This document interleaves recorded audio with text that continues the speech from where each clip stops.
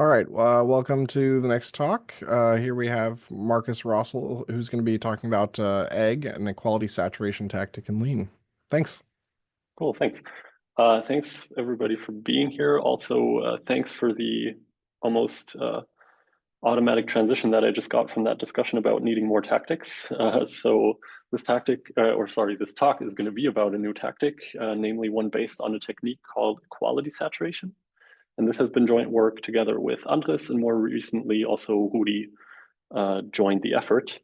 And to perhaps motivate this new tactic, I want to start with a look back at a slide that was used recently, namely on Tuesday in the Lean FRO talk, where Leo showed this slide when he was talking about this new cool diagnostics feature for diagnosing problems, for example, with the Simp tactic. And the problem that he showed off here was in this code snippet at the top, and I just copied and pasted that onto this slide, so maybe it's more legible. So in this case, the Simp tactic has a problem, namely it times out because it just keeps looping infinitely because we added two simp lemmas here. One which allows us to simplify from f of x to g of x, and one which goes from g of x to f of x. So simp just greedily applies rewrites. So in this case, it's just never going to be done applying rewrites. And so that's why the simp tactic fails here. And now at the top, I've written a question. Since simp sometimes fails, I'm guessing most of you have had the scenario. What do we do in that case? Because simp is a nice form of proof automation. So if we can't rely on that, what do we do instead? And I think this is one of the strengths of interactive theorem provers. There's usually some other way that's lower level of achieving this. So in this case, we would probably fall back to the rewrite tactic. And what I've done here is just collect all of the theorems and definitions that were relevant above, threw them into the rewrite tactic. And of course, that also didn't work because rewrite doesn't work like simp. Rewrite doesn't just try to apply lemmas in a smart way. It actually requires us to give an order and to also specifically select which lemmas or definitions we want to apply. So what we would have to do in this example is actually look at our proof goal again and really think about what we actually want to do. And then we would probably notice, oh, the only thing we actually want to do is unfold the definition of f, and then we're basically done. So the answer I would say to what do we do if simp fails usually is use rewrite instead, but that's a bit more work. So in this case, I would say that's a totally acceptable solution because the final tactic call that we got is very small. But there are other scenarios where using rewrite is more painful. So what do we do if using rewrite is too annoying? For example, let's say we want to prove this theorem about groups, and we want to use simp for that. And we just pass the axioms of a group to the simp tactic. Then we can see simp can't handle it. So what do? We try to fall back to rewrite again. And in this case, first of all, we again had to decide which specific lemmas we want to apply. Now we also had to think about the fact that we have to apply the mol1 lemma in the reverse direction. But even then, rewrite can't figure out what it should do because it doesn't know which subterm to apply this to. So we actually also need to say, hey, please apply mol1 in the reverse direction to the subterm one, inverse of 1. So again, this is a lot of work that we have to put in when we want to use rewrite. So in this case, I would say the probably best solution to fix this is to use a domain-specific tactic called group. This is a tactic which is defined, I believe, in MathLib. And this is just much better at doing things about groups than rewrite or simp could be. But this now brings us to our third and, in a sense, final issue. What do we do if there isn't any tactic for our specific problem domain? So it's lucky that somebody put in the work to write a group tactic, but let's say you're trying to prove a lemma about Lie algebras. Then as far as I'm aware, there doesn't exist a tactic for Lie algebras. So in this case, this is a code snippet from MathLib.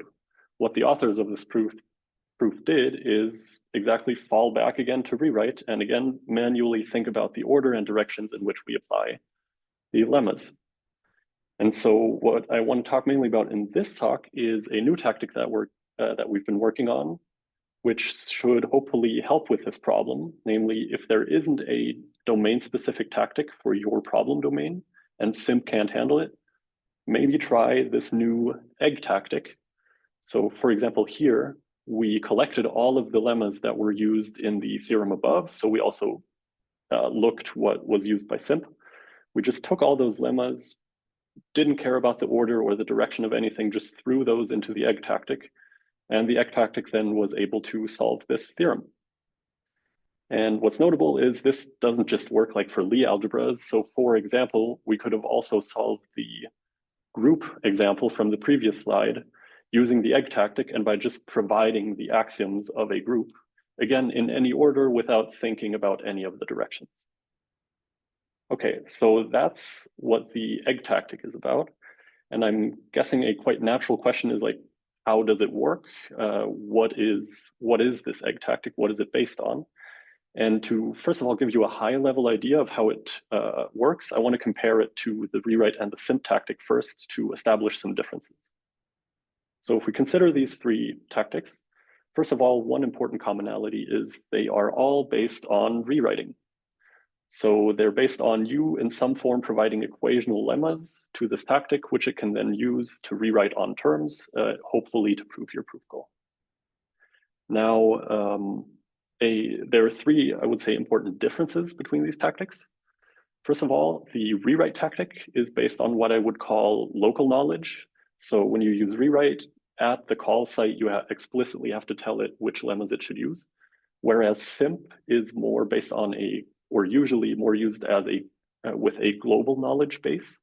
So if you're familiar with simp, you know you can tag lemmas with @simp. And so, for example, in MathLib, I think this built up like 50,000 lemmas that Simp knows about. And now the egg tactic lies somewhere in between these two things.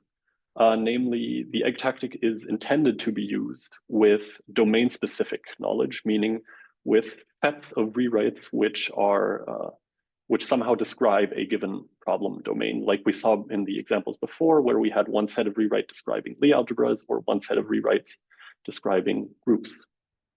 Now, a second important difference at the moment, at least, is that rewrite and simp can both be used as terminal and non-terminal tactics. So they can be used to either close a proof goal or to make partial progress on it, which can be very convenient. Egg, in comparison, at least at the moment, can only be used to close a proof goal. You can't just use it to make partial progress, though there's an asterisk because we have ideas for how to address this in the future. Now, the third important difference, I think, is that rewrite is really fast because it's in a sense a somewhat simple tactic. Simp is still very fast, and egg is just a slow tactic currently. And the three differences I just showed you are really a result of the underlying approach to rewriting that is employed by these three tactics. So the rewrite tactic is based on what I would call manual rewriting. So the order and direction of rewrites is, in a sense, explicitly given by a user. The simp tactic is based on greedy rewriting. So here, the order in which you provide lemmas isn't relevant, but every lemma has an intrinsic direction in which it rewrites, namely always from the more complex to some notion of a simpler term. And so this is the thing you need to consider when designing lemmas that should be used with simp. In comparison now, egg uses a technique called equality saturation. And here we don't have any notion of, or we do have a notion, the order or the direction of rewrites just isn't important. You can always consider lemmas to be just a bag of theorems which you don't have to think about too much, and you can just throw those at the egg tactic, and it's not going to loop or it's not going to get stuck in local optima, like as could happen with the simp tactic. Okay, so what I want to do next is dive a little bit into what this equality saturation approach is, how it works, because I think that should explain some of the behaviors that we get from the egg tactic and also describe in which scenarios it might work well. There is something in the chat. I will just ignore that for now. Okay, so equality saturation is a technique for term rewriting that actually comes from the world of compiler optimization. So I think this paper that's on the slide was introduced in 2009. Their equality saturation is described as a new approach to optimization. And an important problem that was addressed by this paper is to address the phase ordering problem, which comes up in compiler optimization.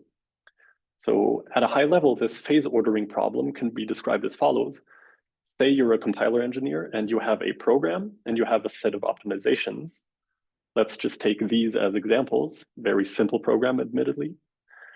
Let's say you have a program and a set of optimizations. Then as a compiler engineer, you want to somehow apply these optimizations to your program in such a way that you get the best possible program according to some cost function. And one naive approach to going about this is just starting to apply optimizations from our list. Just choose any and start applying it to our program. But the problem is if we do that, we can get stuck in unfortunate end results. So for example, here, if we apply the first optimization to our program, then afterwards, there's nothing else we can do. This is the best state of our program now. But you can probably all kind of intuitively see that there is some better order in which we might apply optimizations, namely by choosing the other optimizations first, and then we get a much better outcome. So the phase ordering problem is basically the problem of in which order should we apply optimizations in order to get the best possible outcome. And in general, this problem doesn't have a solution. So there are certain subdomains of optimizations or of equations for which you can solve this problem, but in general, there isn't a solution. And the reason why this is very relevant to interactive theorem proving actually is because instead of talking about a program and optimizations, we could have just as well talked about a proof goal and equational theorems. So a proof goal is either just a proposition or a term, right? Or a equality of terms. And so in the context of interactive theorem proving, it's interesting to find out, given a given proof goal and a given set of equational lemmas, in which order should I apply them in order to get the best outcome? And now the rewrite and the simp tactic, they have some decisions or some solutions to this problem. Namely, the rewrite tactic simply sidesteps the problem and says, I don't decide what the order is, you decide what the order is as a user. The simp tactic, as a greedy rewriting approach, simply tries to always apply whatever equational theorem works next. So basically, it's shifting the problem to the user in the sense that you need to construct a well-behaved set of equations in order to get nice outcomes. And now equality saturation as a technique takes a different answer, where its solution in quotes is also just sidestep the problem. Don't decide on an order in which to apply theorems, just try all possible orders. And I've put this word solution in quotes because there's some obvious problems with this. Like if you start just applying all possible orders of rewrites, you're going to get a combinatorial explosion of the possible intermediate proof states that you can have. And so the way that equality saturation addresses this problem is by using a smart data structure for efficiently representing large collections of terms and equivalences over them. So this data structure is called an E-graph. And an E-graph, as mentioned, is basically a graph of terms where we have a lot of sharing of subterms and a congruence relation over those terms. So as an example, this picture here represents an E-graph for the initial term of our program here. So a times 2 divided by 2 would be represented as an E-graph like this, where you can see it looks kind of like an abstract syntax tree, except that for one, we do sharing of subnodes. So for example, the value 2 here doesn't appear twice, it just appears once. And then also we have these dotted boxes, which represent the congruence or equivalence relation over terms. So in the beginning here, each term is only equivalent to itself. We know nothing, we know no further equivalences. And now the way you do rewrites in such a data structure is not by deleting anything or overriding anything, but only by adding new nodes to equivalence classes. And so that's kind of the crux of the matter. When we apply the rewrite, x times 2 goes to x left shifted by 1, where x is now just like a meta variable, if you will. Then we can apply that to this multiplication node. And now you can see we're not deleting the multiplication node and instead replacing it by the shifting node. We're just adding the shifting node to the same equivalence class as the multiplication node. And in that sense, we haven't lost any potential for further optimization because we didn't forget anything about previous program states. Okay, So now equality saturation is the procedure by which we, in such an E-graph, just continue to apply rewrites non-destructively until we reach some termination condition. So sometimes you can reach a fixed point, other times you set a timeout where you say after 3 seconds, just stop applying rewrites. And at that point, your eGraph might look something like this, where you can see it's complicated to understand anything anymore visually, really. But one thing that's really nice about this eGraph is that we can read off information about equivalences quite nicely. Namely, if we consider these two nodes, we can see that they're in the same dotted box, so they're in the same equivalence class. So what that tells us is that the term represented by these nodes are equivalent. So a times 2 divided by 2, represented by the division node, is equivalent to a according to this eGraph. And so you might see how this is really useful for doing automated rewriting in a theorem prover. Namely, if we want to prove a goal like the one shown above, we just take the left and right hand side of our goal, put them into an eGraph, and start rewriting given a given set of equations. And then at the end, we just ask the eGraph whether our goal is actually proven. And now, because this is such a natural fit for theorem provers, there has actually already been a project almost 3 years ago now by, again, Andres and Siddharth, to actually integrate a proof tactic into Lean, which is based on equality saturation by calling like an external solver for equality saturation.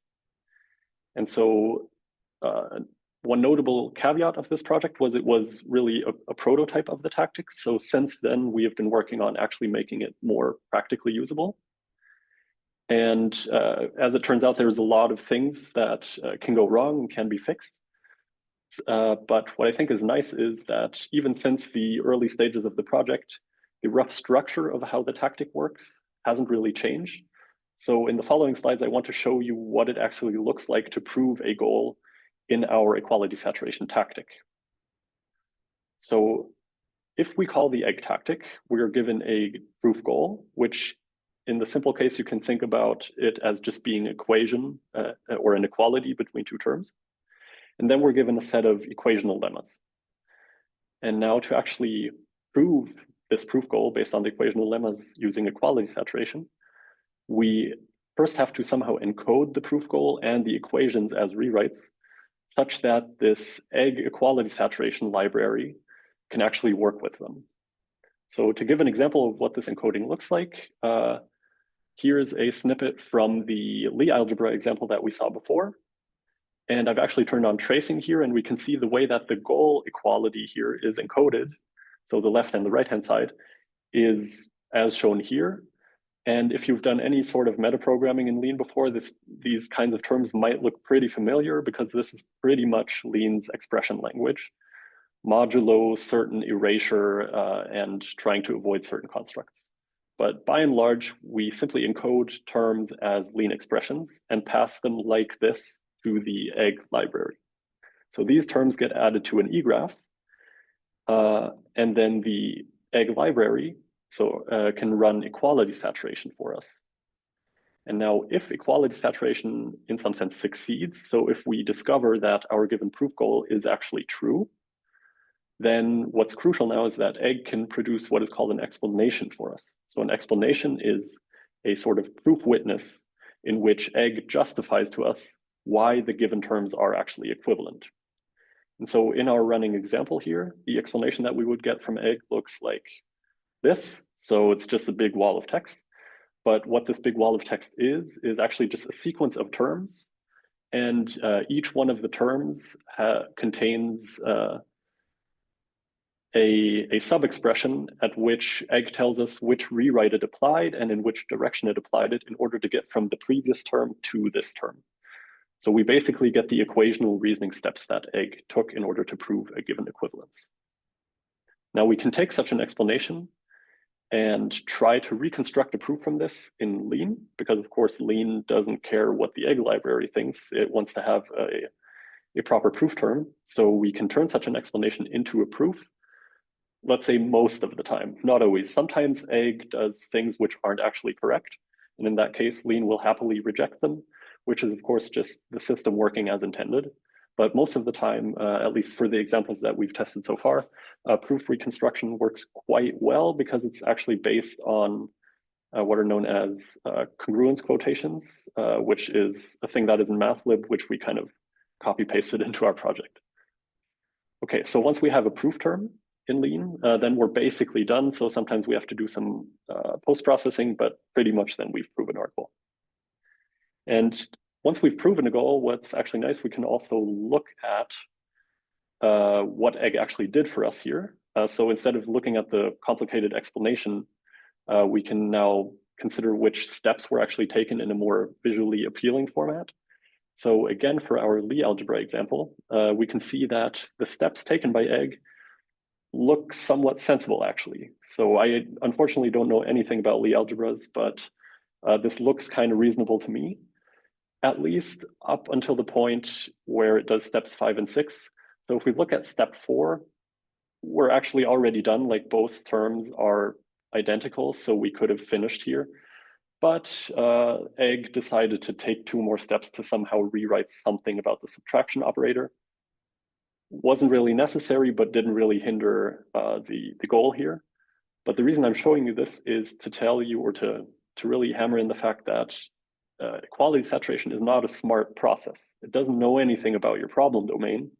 It's just this very brute force process which tries to apply your given lemmas until it somehow manages to get to the goal.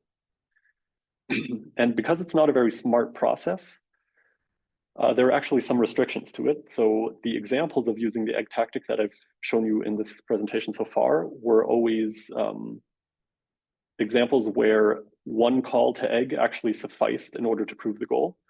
But in the common case, we would actually expect you to provide more guidance on what the equational reasoning steps should actually be. So to introduce guidance to equality saturation is also actually not a new idea.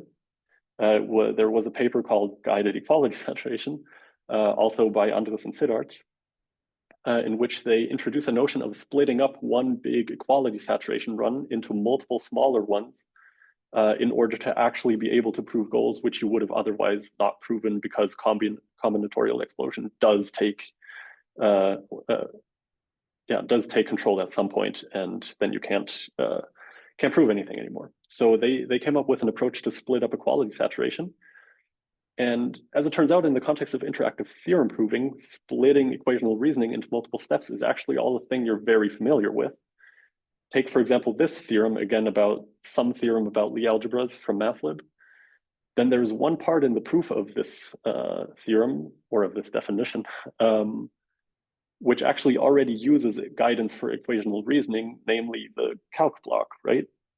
Instead of just proving our goal by showing in one big step that the left-hand side is equal to the right-hand side, what we're doing is we're splitting it into explicit intermediate steps, which we then consider separately. And so this is very useful in conjunction with equality saturation, because what we can do is take 3 runs of equality saturation, namely from the first to the second to the third term.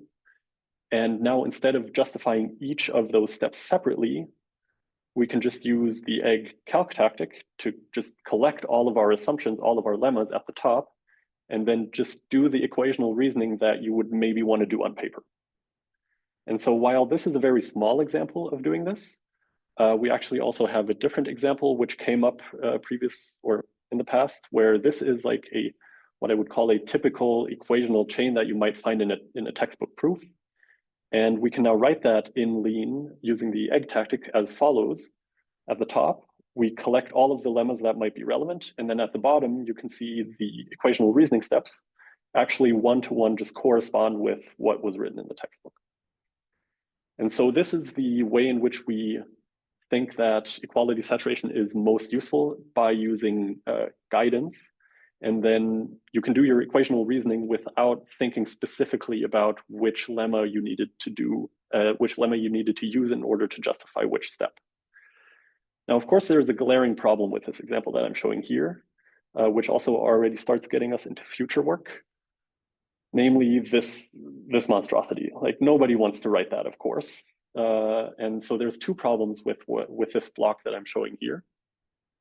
First of all, there's a couple of suspiciously named lemmas at the end, H4, H5, H6, H6, which are actually proofs of certain proof obligations that we need to show in order to use some conditional rewrites.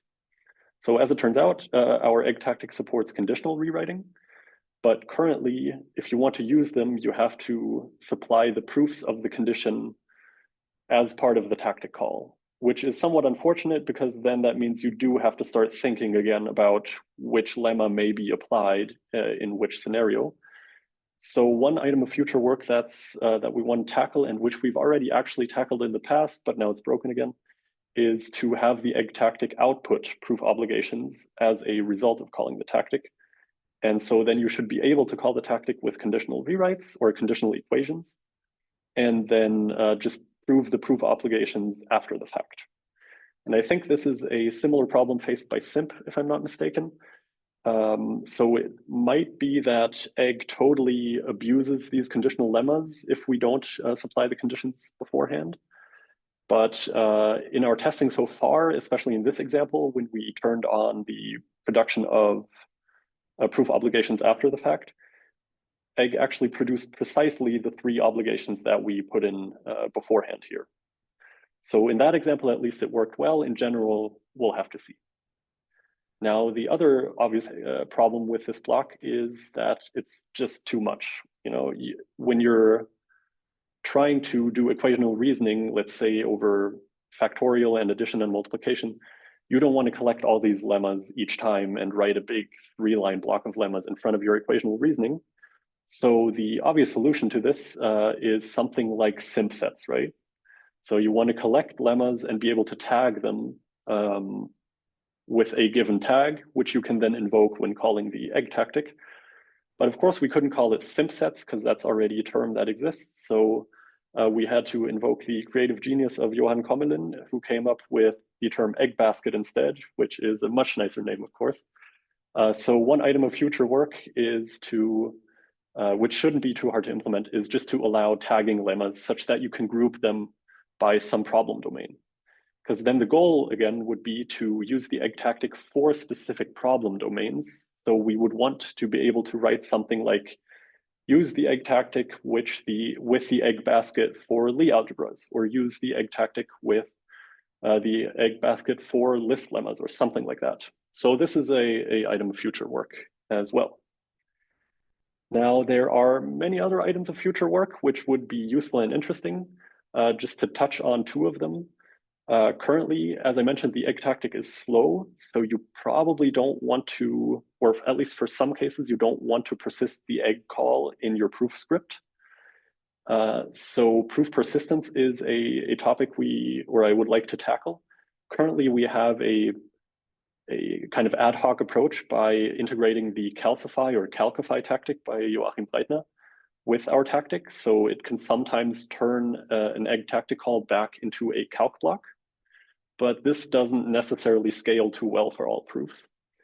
And so the other part that we would like to do, or that would be very useful, is if we could bundle the Rust backend that we're currently relying on, so the egg engine is written in Rust, if we could bundle that backend somehow with a Lake project. Because currently, as for example came up in the equational theories project, currently if you don't have Rust installed, you're not going to be able to use our tactic because we need you to have Rust in order to call egg. And so it would be great if we could somehow bundle that as part of the project in the future. Okay, but so these are items of future work. If there are any of these which sound interesting to you, definitely let us know. We'd like to collaborate. And otherwise, if you have a problem domain for which there doesn't exist a tactic, definitely try out our tactic for now. Just see if you maybe can get some small examples working at first. And if they don't work, let us know. It's really helpful for improving the tactic in the future. And just know, try it at your own risk at the moment. Like our development branch here, the main branch, actually isn't stable in any way right now. We're still playing around a lot. So if things don't work, let us know. Don't be too bummed out that it doesn't work yet. Hopefully it will work in the future. Okay, so with that, I'm open for questions. and I should probably switch